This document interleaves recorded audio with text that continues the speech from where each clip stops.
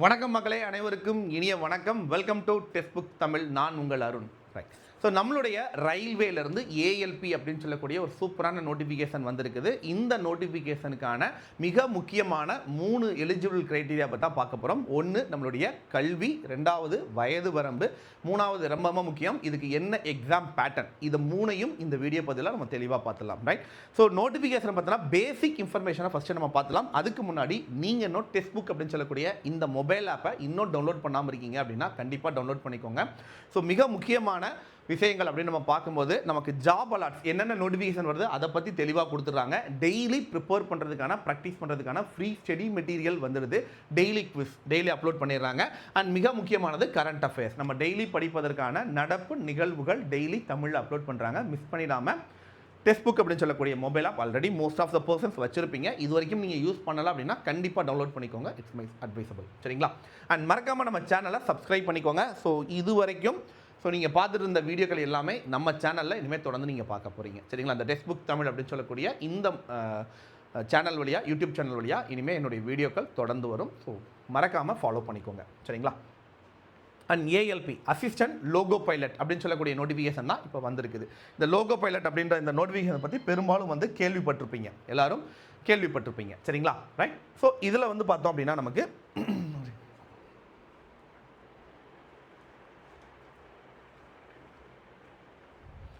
Right. So இதில் date of notification அப்படின்னு நம்ம பார்த்தோம் அப்படின்னா நமக்கு ஸோ நோட்டிஃபிகேஷன் பார்த்தீங்கன்னா 21/3/2026 ஷார்ட் நோட்டிஃபிகேஷன் ரிலீஸ் பண்ணாங்க. நமக்கு ஷார்ட் நோட்டிஃபிகேஷன் ரிலீஸ் பண்ணாங்க. ஸோ இதில் ஆன்லைன் அப்ளிகேஷன் பார்த்தீங்க அப்படின்னா இன்னைக்கு 15/5/2026 இன்னையிலேருந்து பார்த்தீங்க அப்படின்னா ஆன்லைன் அப்ளிகேஷன் ஓப்பன் ஆகுது. அடுத்தது பார்த்தோம் அப்படின்னா நமக்கு online last date to apply 14/6/2026 last date வரைக்கும் வெயிட் பண்ண வேண்டாம். சரிங்களா? அடுத்தது நமக்கு ஃபீஸ் பே பண்ணுறதுக்கு 16/6/2026 வரைக்கும் டைம் கொடுக்குறாங்க. அண்ட் கரெக்ஷன் விண்டோ மாடிஃபிகேஷன், நீங்கள் ஏதாவது தப்பு பண்ணிட்டீங்க அப்படின்னா அதை சரி பண்ணிக்கிறதுக்கு 17/6 26 வரைக்கும் நமக்கு கொடுக்குறாங்க. சரிங்களா? அண்ட் அதே மாதிரி போஸ்ட் பார்த்தீங்கன்னா அசிஸ்டன்ட் லோகோ பைலட் அப்படின்னு சொல்லக்கூடிய ALP and level 2 post and internal pay 19,900 ரூபாய். இது பேசிக் பே மட்டும்தான். இது போக அலவன்ஸ் எக்ஸ்ட்ராவாக இருக்குது. அது வரும்போது இன்னும் சம்பளம் கூடும். சரியா?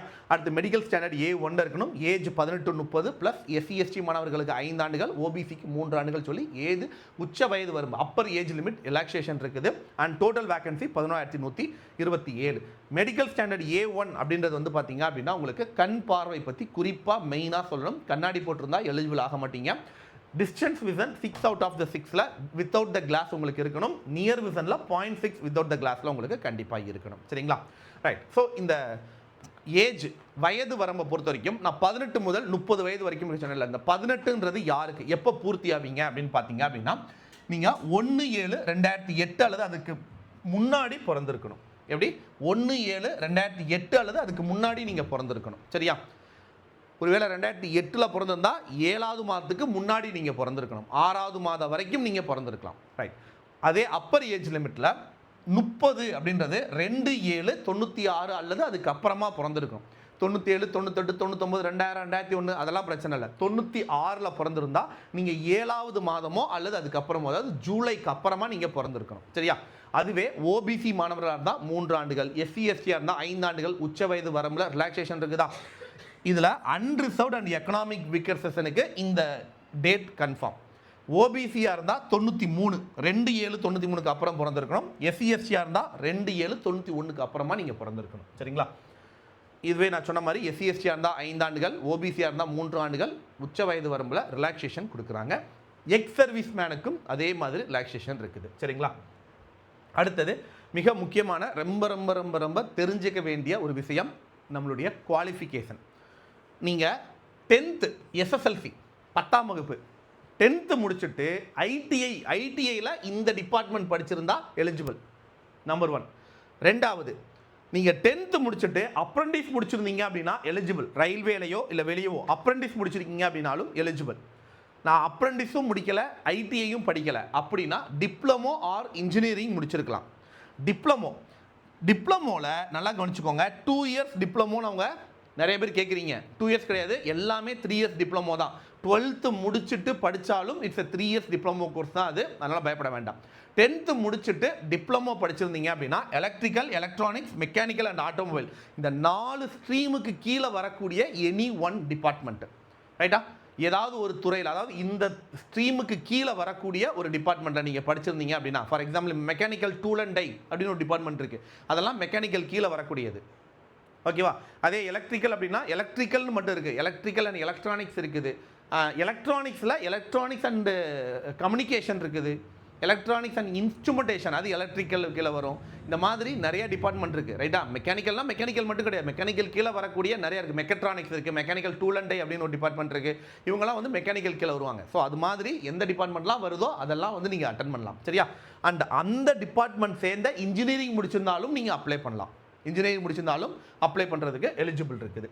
அந்த லாஸ்ட் அண்ட் ஃபைனல் பார்த்தோம் அப்படின்னா நமக்கான எக்ஸாம் பேட்டர்ன்.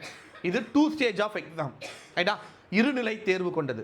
ஃபஸ்ட்டு ஸ்டேஜ் அப்படின்றது வந்து பார்த்தீங்க அப்படின்னா மொத்தம் நமக்கு CBD1, CBD2, CBAT, DV and medical examination. அப்போ CBD1 அண்ட் CBD2 இது ரெண்டும் வந்து பார்த்தீங்கன்னா computer based test. CBAT computer based aptitude test, அதுவுமே கம்ப்யூட்டரில் நடத்துவாங்க, சரியா? அது CBD2 பாஸ் பண்ணதுக்கு அப்புறமா, ரைட்டா? இந்த CBD1 பொறுத்த வரைக்கும் பார்த்தோம் அப்படின்னா மொத்தம் 60 நிமிடம், 1 மணி நேரம் இந்த எக்ஸாம் நடக்கும். 75 கேள்விகள், 75 மதிப்பெண்கள் எக்ஸாம் நடக்கும். இதில் 3 சப்ஜெக்ட் நமக்கு கேட்பாங்க. 1 ரீசனிங், 2வது ஆப்டிடியூட், 3வது GS. இந்த 3 சப்ஜெக்ட்லேருந்து கேட்பாங்க, சரியா? ஸோ இதில் 1/3 நெகட்டிவ் மார்க் இருக்குது. நெகட்டிவ் மார்க் அப்படின்னா என்ன சார்? நிறைய பேருக்கு அது தெரிய மாட்டேங்குது. தப்பாக ஒரு கொஸ்டின் அட்டன் பண்ணிங்க அப்படின்னா மார்க்கை கம்மி பண்ணுவாங்க. எங்கேருந்து கம்மி பண்ணுவாங்க? ஃபார் எக்ஸாம்பிள் 75 கேள்விகள் நம்மகிட்ட கேட்குறாங்களா, இதில் நீங்கள் 69 கேள்விக்கு சரியான மதிப்பெண்ணும் சரியான பதிலையும் அண்ட் 6 கேள்விகளுக்கு தவறான பதிலும் சொல்லிட்டீங்க. ஒரு கேள்விக்கு சரியாக பதில் சொன்னால் 1 மார்க்கு. அப்போ 69 கேள்விக்கு நீங்கள் சரியாக பதில் சொல்லியிருக்கீங்க, அப்போ 69 மார்க் கொடுக்கணுமா? ப்ளஸ் 69. 3 கேள்விகள், அதாவது 1/3 மார்க் அப்படின்னா 3 கேள்விகளுக்கு தப்பாக பதில் சொன்னால் ஒரு கேள்வியோட மதிப்பெண்ணை குறைப்பாங்க, 1 மார்க் கம்மியாகும், சரியா? அப்போது 3 கேள்விக்கு 1 மார்க் அப்படின்னா 6 கேள்விக்கு 2 மார்க்கை கம்மி பண்ணும். எங்கேருந்து கம்மி பண்ணுவாங்க? இந்த மார்க்லேருந்து 2 மார்க்கு கம்மி பண்ணால் இப்போ உங்களோட மார்க் 67 தான். 69 கொடுக்க மாட்டாங்க, 2 மார்க்கு கம்மி பண்ணிடுவாங்க, 67 மார்க் தான் கொடுப்பாங்க. இதுதான் வந்து நெகட்டிவ் மார்க் அப்படின்றது, சரியா? ஸோ கம்மி பண்ணிடுவாங்க. அடுத்தது நார்மலைசேஷன். நிறைய பேருக்கு இந்த நார்மலைசேஷன்னா என்னன்னு தெரியல அப்படின்னு கேட்குறீங்க. அது ஒன்றும் பெரிய விஷயம்லாம் கிடையாது. நிறைய ஷிஃப்ட்டில் எக்ஸாம் நடக்கிறதுனால மொதல் ஷிஃப்ட்டில் எழுதுகிற ஒரு எக்ஸாம் பேப்பரும் கடைசி ஷிஃப்ட்டில் நடக்கிற ஒரு பேப்பரும் ஒரே குவாலிட்டியில் ஒரே அளவில் ஒன்றா இருக்கும் அப்படின்னு நம்ம சொல்ல முடியாது. ரெண்டாவது மொதல் ஷிஃப்ட்டில் எழுதுனவங்க வெளியே வந்து என்னென்ன கேள்விலாம் வந்துருச்சுன்னு சொல்லிடுவாங்க. அப்போ லாஸ்ட் ஷிஃப்ட்டில் எழுதுனவங்களுக்கு ரொம்ப ஈஸியாக அந்த கொஸ்டின் அட்டன் பண்ணுவான். அப்போ என்ன பண்ணுவாங்கன்னா அது இம்பேலன்ஸாக இருக்குதா, அதை பேலன்ஸ் ஆக்குறதுக்கு கொஞ்சம் எக்ஸ்ட்ரா மார்க்லாம் போட்டு அதை கால்குலேட் பண்ணுவாங்க. அதுக்கு ஒரு ஃபார்முலா இருக்குது, அதன்படி அவங்க கால்குலேட் பண்ணுவாங்க. அதுதான் நார்மலைசேஷன். நீங்கள் ரொம்ப ப்ரீஃபாக அதை பற்றி தெரிஞ்சுக்கணுன்ற அவசியம் இல்லை, சரியா? நார்மலைசேஷன் அஸ் யூஷுவல் இருக்குது. அண்ட் மினிமம் பாஸ் மார்க் இவ்வளோ மார்க் மினிமம் எடுக்கணும், இதுக்கு மேலே கட் ஆஃப் வைப்பாங்க, சரியா? இது CBD1. CBD2 பொறுத்த வரைக்கும் 2 ஸ்டேஜாக எக்ஸாம் நடக்கும், part A and part B. Part ஏல இப்போ நான் சொன்ன இந்த 3 சப்ஜெக்ட் தான் கேள்வி வரப்போகுது, ரீசனிங், ஆப்டிடியூட், GS, இதில் தான் கேள்வி வரப்போகுது. பார்ட் பியை பொறுத்த வரைக்கும் நம்ம டிபார்ட்மெண்ட்லேருந்து கேட்பாங்க. நம்ம டிபார்ட்மெண்ட் எந்த டிபார்ட்மெண்ட், மெக்கானிக்கல், எலக்ட்ரிக்கல், எலக்ட்ரானிக்ஸ் என்ன டிபார்ட்மெண்ட்டோ அதுலேருந்து சப்ஜெக்ட்லேருந்து கேட்பாங்க. அது எந்த சப்ஜெக்ட்டுங்கிறத நீங்கள் சூஸ் பண்ணிக்கலாம், சரியா? ரைட். எப்படி இருக்கும் அப்படின்னா நல்லா பாருங்கள். மொத்தம் வந்து பார்த்தீங்க அப்படின்னா நமக்கு 2.5 மணி நேரம் இந்த எக்ஸாம் நடக்கும். இதில் பார்ட் ஏ வந்து 90 நிமிடம் 100 கேள்விகளும், பார்ட் பியில் 60 நிமிடம் 75 கேள்விகளும், மொத்தமாக நமக்கு 175 கேள்விகள். 100 + 75 175 கேள்விகள் 2 பார்ட் ஒரே செஷனாக நடக்கும், ஃபுல்லாக நடந்து முடிஞ்சிடும், சரியா? இதுலையுமே நெகட்டிவ் மார்க் 1/3 தான். அண்ட் டிபார்ட்மெண்ட் பேப்பர், அதாவது அதனுடைய இந்த ஸ்ட்ரீம், அதாவது சொல்லக்கூடிய ட்ரேட் வந்து பார்த்தீங்க அப்படின்னா நீங்கள் எலக்ட்ரிக்கல் இன்ஜினியராக இருந்தால் இந்த சப்ஜெக்டில் ஏதாவது ஒன்று எடுத்து நீங்கள் எழுதுகிற மாதிரி இருக்கும். எலக்ட்ரானிக்ஸ் எடுத்தீங்க அப்படின்னா இந்த 2 பேப்பரில் ஏதாவது ஒரு பேப்பர் எடுத்துகிற மாதிரி இருக்கும். அதே மெக்கானிக்கல் இன்ஜினியராக இருந்தால் இந்த பேப்பர் எனி ஒன், இதில் இருக்கிறதெல்லாம் ஒவ்வொரு தனித்தனி பேப்பர், இதில் ஏதாவது ஒன்று நீங்கள் வந்து இது எல்லாமே என்ன பண்ணியிருப்பீங்க, ஏதோ ஒரு செமஸ்டரில் ஒரு சப்ஜெக்டாக நீங்கள் படிச்சிருப்பீங்க. எல்லாம் நீங்கள் டிப்ளமோ ஆர் இன்ஜினியரிங்கில் படித்த பேப்பர் தான், படிக்காத பேப்பர்லாம் கிடையாது. ஏதோ ஒரு சப்ஜெக்டில் நீங்கள் படிச்சிருப்பீங்க, அந்த ஸ்பெசிஃபிக் பேப்பரை தான் இங்கே நீங்கள் எழுத போகிறீங்க, சரியா? அண்ட் ஃபைனலி ஆட்டோமொபைலாக இருந்தால் என்ன படிக்கணும், ரைட்டா? இதுதான் வந்து கொடுக்கக்கூடிய ட்ரேடு. இது நம்மளே செலக்ட் பண்ணிக்கலாம், ரைட்டா? நம்ம பார்த்து செலக்ட் பண்ணிக்கிறது தான். இதுதான் வந்து பார்த்தீங்கன்னா மெயினாக நம்மளுடைய கல்வி வயது வரம்பு அண்ட் நம்மளுடைய எக்ஸாம் பேட்டர்ன், சரியா? இதில் வேறு ஏதாவது டவுட் இருக்குது அப்படின்னா தவறாமல் கீழே கமெண்ட் செக்ஷனில் கேளுங்க. கண்டிப்பாக உங்களுக்கு நான் வந்து என்னென்ன டவுட் இருக்கோ அதை நான் கிளாரிஃபை பண்ணுறேன். மறக்காமல் நம்ம சேனலை சப்ஸ்கிரைப் பண்ணிக்கோங்க. அண்ட் தேங்க்ஸ் ஃபார் வாட்சிங். அண்டு இந்த வீடியோவை லைக் பண்ணி நண்பர்களுக்கு வீடியோவை ஷேர் பண்ணி விடுங்க. அண்ட் இது நம்மளுடைய டெக்ஸ்ட் புக் தமிழ் புது சேனல். மறக்காமல் நம்மளை சப்ஸ்கிரைப் பண்ணி ஃபாலோ பண்ணிக்கோங்க. நிறைய வீடியோக்கள் தொடர்ந்து உங்களுக்கு வந்துகிட்டே இருக்கும். All the best and thank you so much and bye. See you மக்களே. மீண்டும் சந்திப்போம். நன்றி, வணக்கம்.